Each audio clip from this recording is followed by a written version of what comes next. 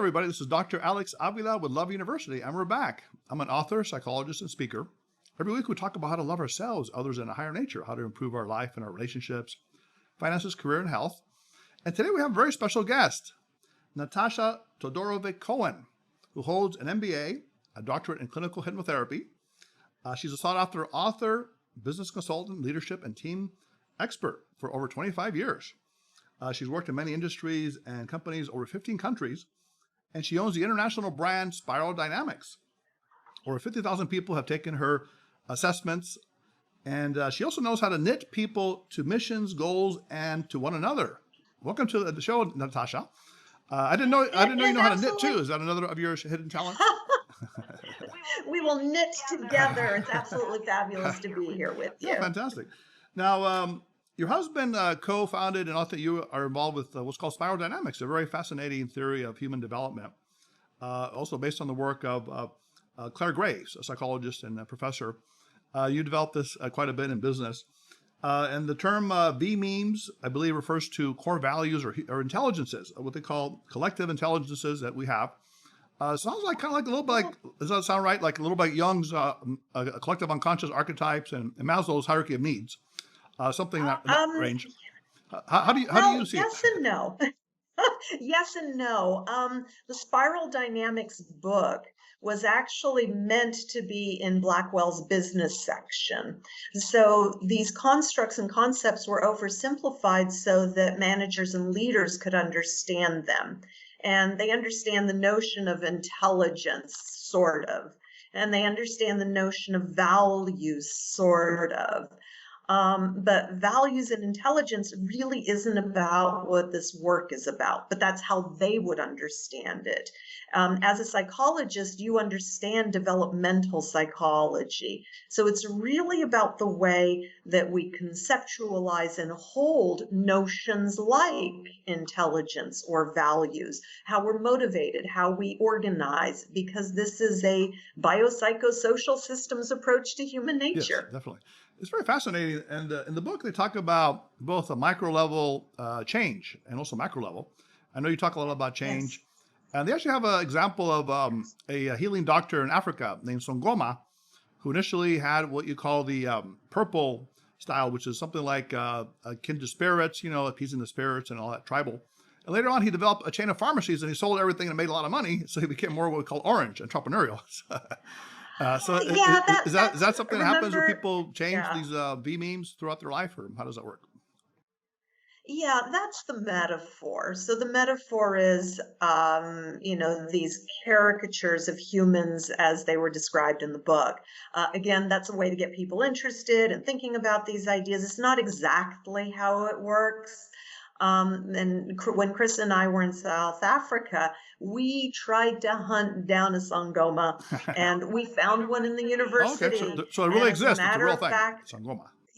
Well, yes and no. I mean, it is. They're kind of the medicine doctor, but it's not the way we expected it to be. He was teaching in the university. He was talking about sociology, a lot more sophisticated than it was portrayed in the book. So yes, people do shift. Yes, it's possible for change to happen. Yes, we want to grow to our full potential. But Graves's research showed that shifting these systems, and they are systems, took a much longer time frame. As you know, when you've got people who come into your office and work with you, that's a much longer trajectory than, we're just popping in and out. Exactly. Now, in terms of change, societal change, we're facing this big change right now, the virus that we have, social isolation, economic, social issues. So in terms of that, I mean, how do you see the spiral dynamics right now, this shifting the systems today in our society? Well, that's a really interesting question because we're seeing some people looking at this and they're almost daring this virus to take them over. and they're refusing to wear masks, and they think they're stronger and more powerful than everybody else because they've got this hot immune system. And then we've got the folks who are just absolutely self-absorbed. They want to do what they want to do, and they're not doing the social distancing. They don't care enough, and they need to learn from their own bad experience. And then there are other people who are on the absolute other end, taking every precaution possible. And so I think in terms of global pandemics, we are in the best position that we've ever been in order to maintain our lives as regularly as possible, because we have things like this. We've got Zoom, we've got Skype, we've got phones, we can carry on conversations in business. The ones where we are meeting in person are definitely impacted, and my heart does go out to those who've lost jobs and who are struggling to make Right. ends meet. But the key is, I mean, is there change in a positive direction or not? And I know this whole system based on colors and things like that. I don't know if you still use it because you don't really talk about it. Do you still use the color systems much? I use the color system in very introductory settings and introductory courses. But typically when I'm working with leaders, when I'm working with consultants who are trying to use these systems, we have a different language for it. And most of my corporate clients never do color talk because they're not exposed to it. They just want me to fix the problem that they're Well, tackling. colors, I mean, everyone Yeah. loves colors, so it's kind of an interesting approach. I mean, for example, beige, they talk about survival, 100,000 years ago, food, sex, shelter, kind of like Maslow's initial hierarchy of needs, physiological. Then you have purple, which is peace in the spirits. Red is power. Blue is maybe one truth, authoritarianism perhaps. Orange is driving, entrepreneurial drive. Green is human bonding. They talk about Doctors Without Borders, Ben and Jerry's ice cream, which I thought was kind of interesting. Then the second tier, I guess, is yellow, which is more of a natural, I would think of like Taoism, going with the flow kind of thing. And then finally, turquoise, which is, they say, global unity, love, perhaps, like Pierre de Chardin's concept of omega point, where people get to this point of ultimate unity. Do you think we're in any of these stages right now, collectively or individually? I mean, where do you think we are right now in society? Well, let's start with our beige as a system, because you mapped it over to Maslow and survival. And what was really interesting was that Claire Graves and Maslow had quite a relationship back and forth. And Maslow never had a pyramid. That was injected later. And that was injected as a way of conveying what Maslow had to say. And what Claire Graves said to Maslow was, Abe, you're creating something that is more of a reflection of you and how you see the world. But I'd like to invite you, in a sense, and I'm paraphrasing, to take your little pyramid and instead inject that pyramid through, for lack of a better term, each of these colors. Because there's a way of surviving in beige that's going to be very different from the way one survives in purple or the way one survives in red or blue or orange. So, and the idea of self-actualization, Maslow borrowed that from a psychiatrist who worked with shell shock victims in World War I. And Kurt Goldstein said that self-actualization was using all of the mind brain that was there or that was remaining. So there is a neurology, there's a biology, there's a construct of this neurology knitted together that one can be totally self-actualized in the beige. One can be self-actualized in the purple or the red or the blue or the orange as systems. So these are systems not only as individuals, but as social beings. So that system needs to be reflected not only within the person, but in the surroundings of that human Right. being. I, Does that I see what make you're saying. sense? It's very interesting. I do work with, Jungian topology, Myers-Briggs, and love relationships. And, people have different perceptions based on their type. Like, for example, the intuitive feelers or meaning seekers would want to say, hey, we're, headed for the beautiful, what do you call it, turquoise, which is, the unity and love and all this. And then the excitement seekers, other people are more into the red, power and self interest. So where do you think we are right now? Can you say we're in a certain stage of society, or does it depend on where you live in the world? How would you classify? Well, so the way the system works is it's a combination of the neurology within the individual or the neurology within the team or the society. And then it's also those shaping pressures in the world outside that create the individual, the group, the organization, the community. So it's a combination of both. And we can have love and we can have connection and we can have that sense of unity throughout these different systems. And at the same time, yeah, some are more prevalent at certain times than others. Okay. Right. So, But right now, could you pinpoint a color, or would it be hard to say that, we're in XYZ colors? well, without really good research, I don't like to do that. But we've got a bit of a spread, Okay. and we've got a spread. So some beige, right? People are trying to survive, right, economically and health-wise, for example. Well, and to your point, economics spreads across multiple systems. Right. So economics didn't begin until the notion of me and mine and ownership, and I have something, and I can put the psychological limits around this thing and say that this is mine. And that's when economics began. That's when trade began. And that began with our red system. So we can have economics throughout the spiral. But it's how do we conceptualize this notion of living in an economic system, living in an industrial age, living with me, mine, barriers, borders, living with the ability and capacity to see something like this virus under a microscope and to scientifically work towards cures. Right. Now, in the book of your husband and Beck, also, they talk about healthy and unhealthy manifestations. Are there healthy and unhealthy manifestations of these spiral networks, as you call them? So I love that you are just challenging me on all of these things, because when Chris put that book out, and Chris wrote the bulk of it, yeah, well, he had been writing it since 1986. So that was about a 10-year writing cycle. Yeah. And when he saw how people were taking the notion of what is healthy and what is unhealthy, he wished he could change that in the book, because health and unhealth of these systems comes from the vantage point of where you're at and where you're seeing things from. And if you're not a fan of the expression of someone else's system, then you're going to call it unhealthy.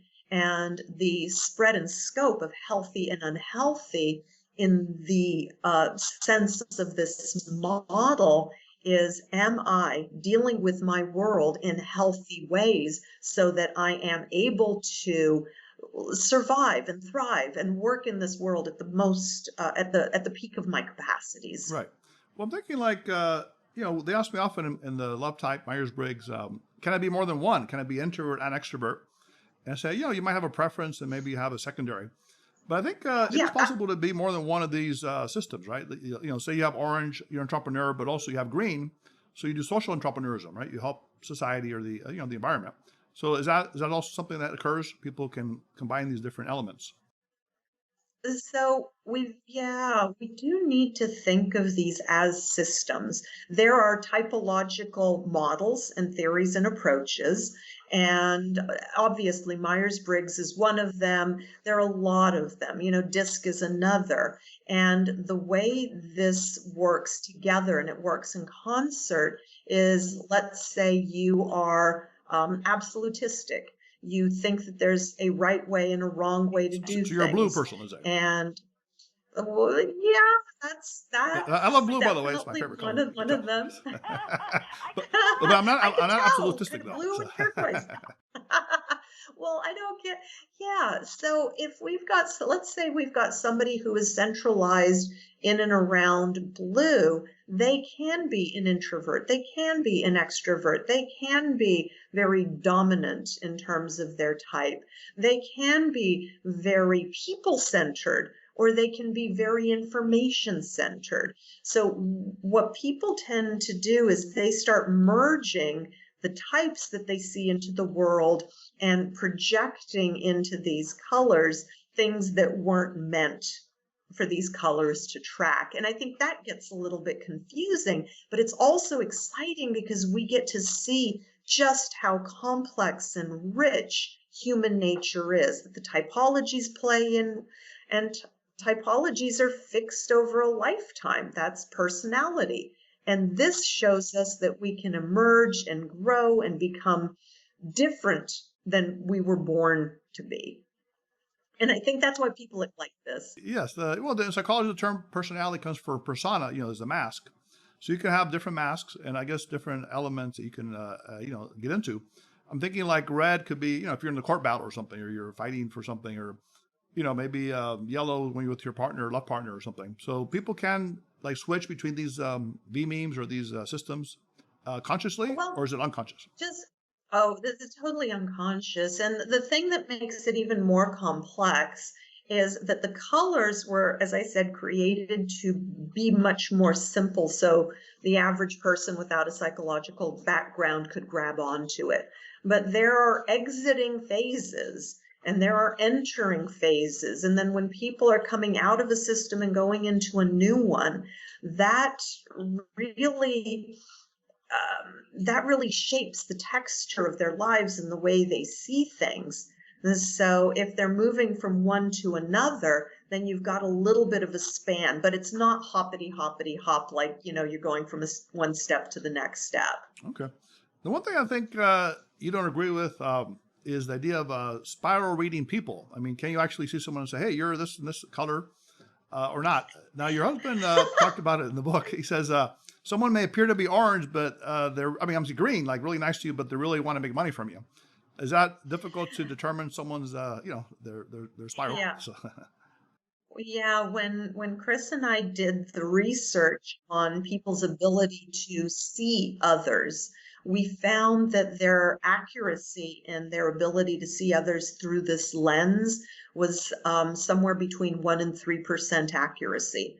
That means 97 to 99% of the time they were wrong. And I've got a belief because of that there's so many aspects of the self that are invisible to others. And a lot of people walk around feeling that way, unseen, unheard, invisible. Interesting.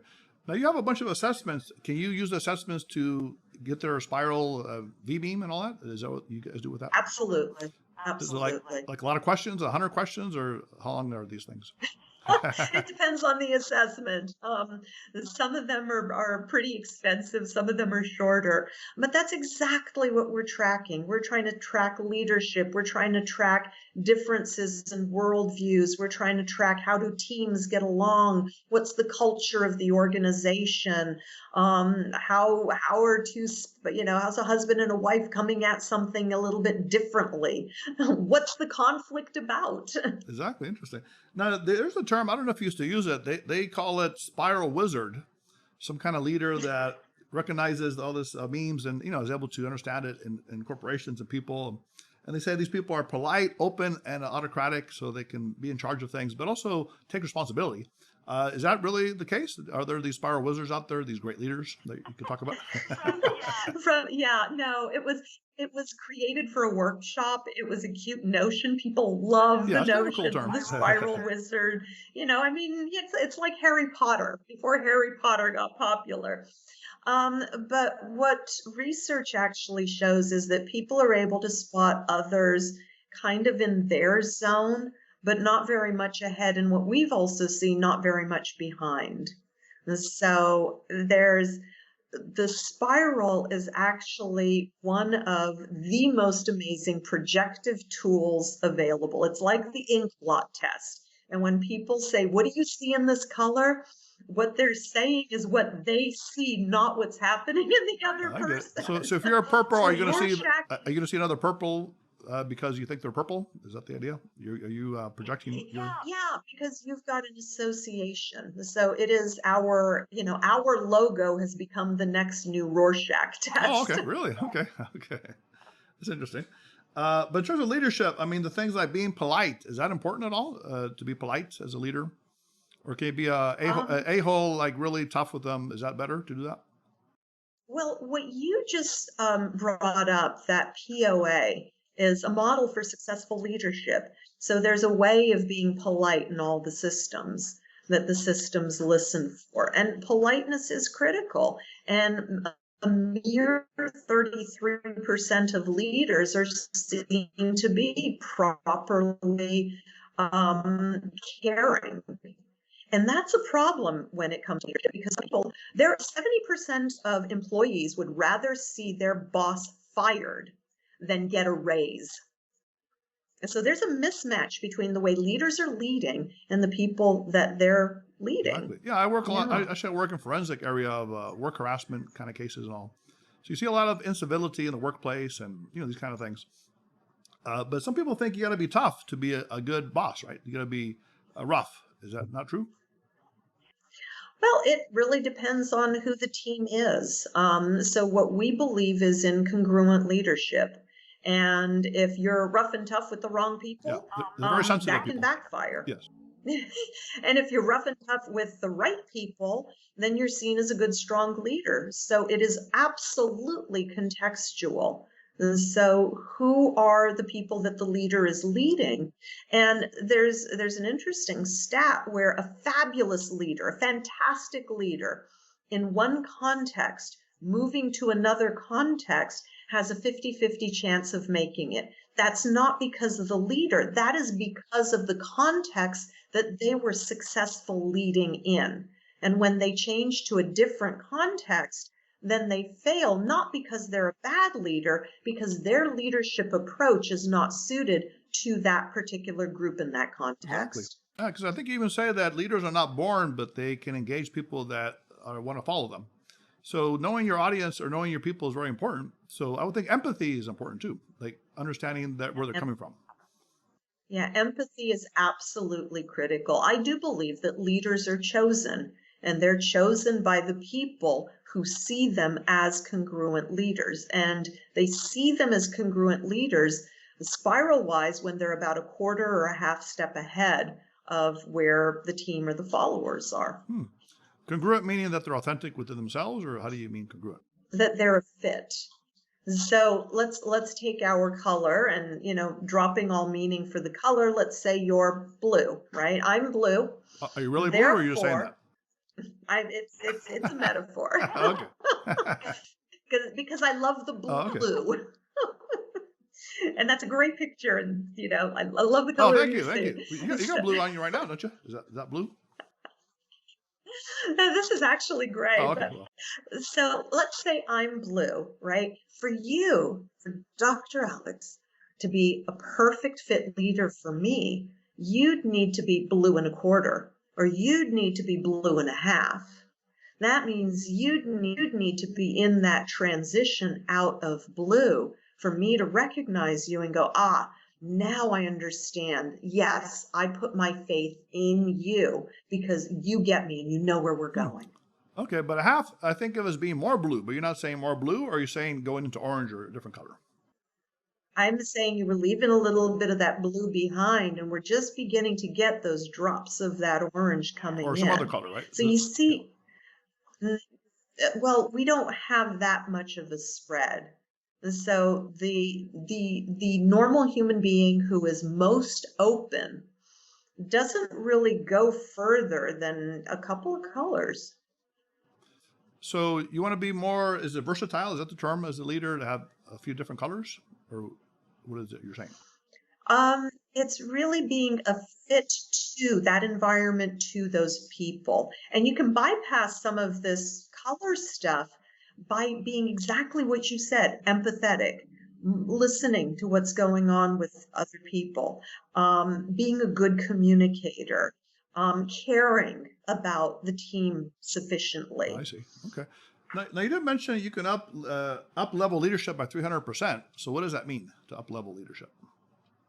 Yeah, so I was working with a leader, And, we're working to reorganize where members of the team were in the organization, trying to make sure that they were in the right places, doing the right things. So we can up level in terms of skill. We can up level in terms of understanding the marketplace and understanding customers differently. We can up level in terms of those skills that are the right skills for the team. And after a couple of years of working with this leader, we said, okay, so, Jack, where were you when we first started? And Jack said, gosh, Natasha, I must have been like a -3 in terms of leadership. Now, of course, he didn't think that at the time. But then after we finished our work with him, he said, you know what? I'm probably a +10 now in comparison. But So how did you it's do that it? Did you teach ability them to empathy? Did you teach them better communication? What are the 3 things you taught this guy? There's a lot of personal work. There's also the skills of connecting with others, getting where they're at, understanding who needs to be where, playing the knitter, knitting the leader to the team, knitting the team members together, knitting the organization to its customers, understanding their needs, and connecting in Right. those But through spiral ways. dynamics, do you get into the whole system stuff with them? Yeah, absolutely. We did all the tools, we did all the measures, we knew what we were going in for. Okay, pretty cool. So knitting wasn't just a funny metaphor. You actually do that. Knitting, you're saying. You connect people. I try to knit people together, Okay. yes. That's kind of cool. And part of the knitting is where are you coming from and what do you see in this person? Now, where do you think they're coming from? And one of the questions I like to ask people is, what's this other person's experience? Because when you ask that question, you can tell whether they can get out of themselves or not. Exactly. Now, do you actually knit? Because knit sounds like a very tedious task. Do you actually know how to knit? Oh God, I hate Oh, knitting. oh, okay. Oh, But I mean, people would think that's a lot of hard work when they say, "Hey, that's too much work. I don't want to have to, knit things, psychologically."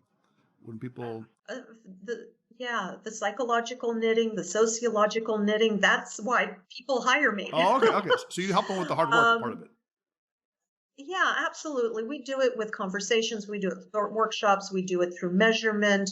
We try to find out what the problem is so we can, people don't say, come and knit my company together. No, But they do say, I have a conflict with somebody who's really important on the team, but we just can't get them performing. right, exactly. Or we just lost a major client and we don't understand why. Or we're trying to go through a merger or an acquisition and we know this is going to be tough because the culture in the other organization is so different from ours. And that's where a knitter like me I get comes it. I get in. it. And you also probably pitch them based on what they respond to, the vocabulary, right? You maybe wouldn't say knit to some kind of, tough kind of people. You would say, I don't know, connect or something, right? Or something different, I would think.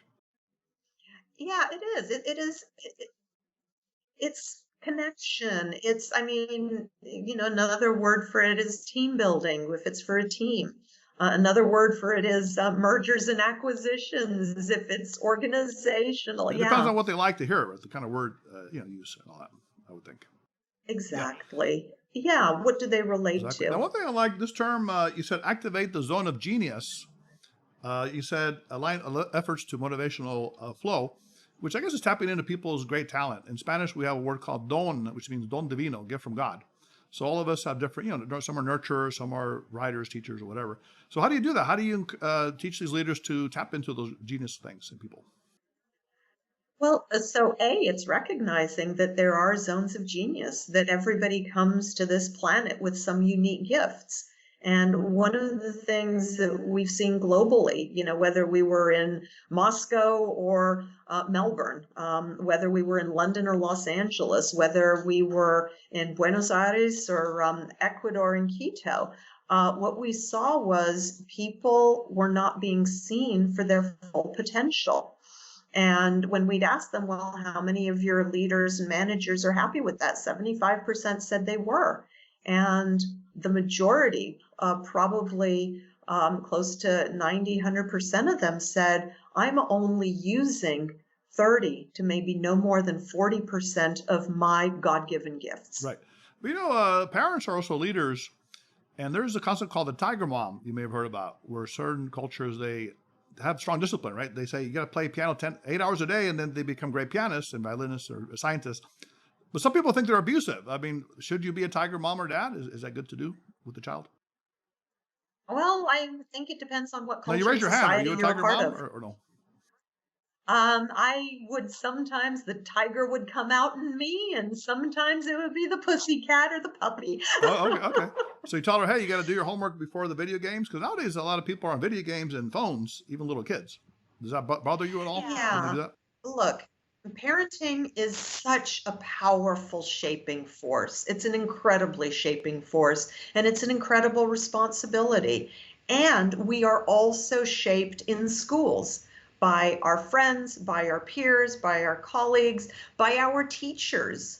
We're shaped by what we see on television. We're shaped by the media. We're shaped just by walking outside and seeing the signals and the symptoms and the philosophies that are encouraged and discouraged around us. And most of these are very invisible.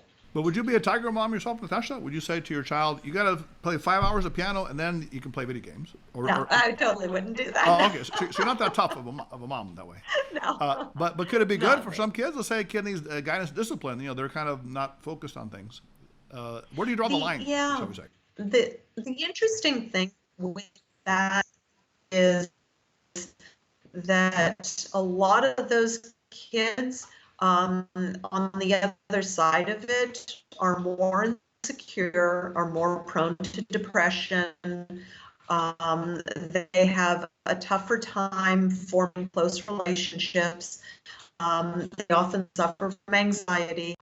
They're children so that they explore, so that they can feel confident in their decisions, so that they feel whole as people. And I think a lot of what we've seen in our spiral dynamics trainings has been the consequences of that kind of tiger mom approach from 30, 40, 50 years ago that people are still tackling today. Right. You know, we call it authoritarian in psychology, which is my way or the highway. But then, you know, authoritative is when you combine the warmth with the discipline. So you have kind of a balance. Yes. And that's considered an ideal kind of parenting style. Now, Natasha, one thing that your husband's work did, this is 96, they talked about leaders and their kind of schemes or system colors. At the time, they had Ronald Reagan as orange, which means prosperity seeking, and also blue, which is kind of patriotic. Now, how would you say today, if you want to go on the limb here for the politicians, you got Trump, Biden, and Sanders, could you give them a color or colors?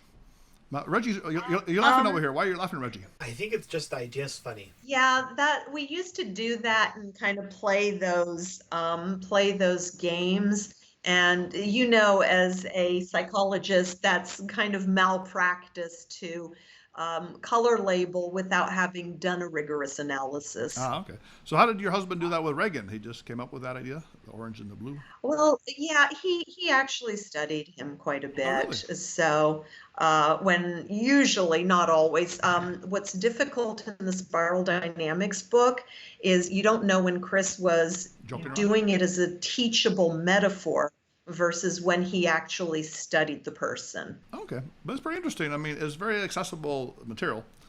One more thing, a couple of things. How has this helped you, Natasha, in your personal life, spiral dynamics? I know you lost your husband 5 years ago, and I lost my dad also around the same time. That was very hard. How did you use this any way to help you decide this spiral dynamics? I don't think that there would have been a way that I could have gotten through that without this. I had to use every single tool that we'd ever taught and that was at my disposal to get through that. That was one of the hardest things that I've ever experienced in my It's life. very hard, yeah. Has it helped you Yeah. overall in life? Dynamic. What could be like a takeaway you've gained from spiral dynamics in your life to help you? It has absolutely changed the way I see the world. It's changed the way I interact with people. It has opened up my mind and my eyes to the different ways that people really need to cope with things. And it's empowered me with a lot of tools and skills that I never even imagined were possible when I first was exposed to this work. That's beautiful. And if you can tweet one phrase to the world, Natasha, what would that be? Right now, you know, we all need something of encouragement and advice.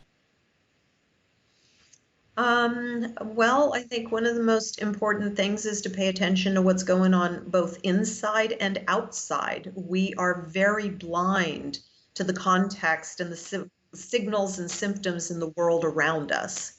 And that I think it's by design.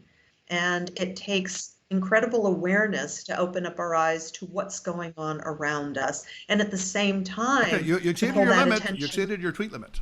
All right. At the same time, our internal awareness to keep up with what's going on. Okay, so let's get that down to a little phrase. You said inside. Say that one more time.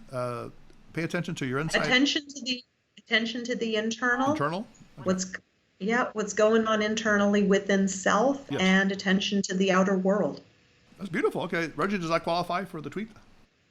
Yeah. Yes. Okay, counts. Okay. Well, definitely very nice. Natasha, it's been wonderful having you on board here today. You're very compassionate. I can see you're very intellectual as well, and you have a kind of a nice combination of that. Thank you. Yeah, I really appreciate it. Where can we hear more about you? I know you have websites. You have a lot of things that you do. Tell us a little bit about what you offer. Well, for your listeners, one of the things we can do if they are tackling change right now, if they're having a rough time, we've got a change playbook. There are 8 videos that they can run through. And if they go to bit.ly, that's bit.ly/change playbook with a capital C, CHANGE with a capital P, playbook. They'll be able to opt in, they'll get a playbook, they'll be able to design their life and follow along with the videos. That sounds I'm great. so happy to do that. Yeah, That's easily That's available. wonderful. How about in terms of leaders or business people that might want to learn more about your system? Is there a website and things that you have for people? Yeah, they can email me, or they can go to spiraldynamics.org or spiraldynamics.com website, and I'm at Natasha at spiraldynamics.org and spiraldynamics.com. Perfect. Well, Natasha, we'd love to have you on again on the show. It's been a pleasure having you. It's been a treat and a delight, and and really an honor, and great to get to know you as well. And I'm just really touched by your reading and your enthusiasm around this book, and you really did your homework. That's fantastic. Well, I love what you do, and I think it comes from a great place. And if we ever get to meet in person, maybe do a workshop when things clear up, it will be great too, and talk more about these That things. would be awesome. That was really a very nice interview with Natasha Todorovic-Cowan, a brilliant woman who had a lot to offer us in terms of theories and psychology, and also how to basically live life with confidence, love, despite changes and obstacles. So if you want to write to us about the show, or call us, or contact us about that particular show, and also other shows, if you have any show ideas, if you'd like to be on the show, we'd love to have you as a guest. You can reach us at 310-226-8090. Visit us at loveuniversity.love. Email us at loveuniversitylove@gmail.com. Also, you can like us on Facebook at Love University Podcast. Follow us on Twitter and Instagram at Love Letter U Podcast. Also, subscribe to us so we can be part of our Love University community. We're on Podbean, iTunes, SoundCloud, Spotify. So the idea is that we can all cope with change. We can transform ourselves and extend loving energy to people throughout the world, and really accept who we really are, our authenticity. And that's the key to great relationships and to great happiness. Until next time, Love University students, please put away your notebooks, your iPads, your iPhones, everything else that you need, except don't put away your love. Until next time, Dr. Avila.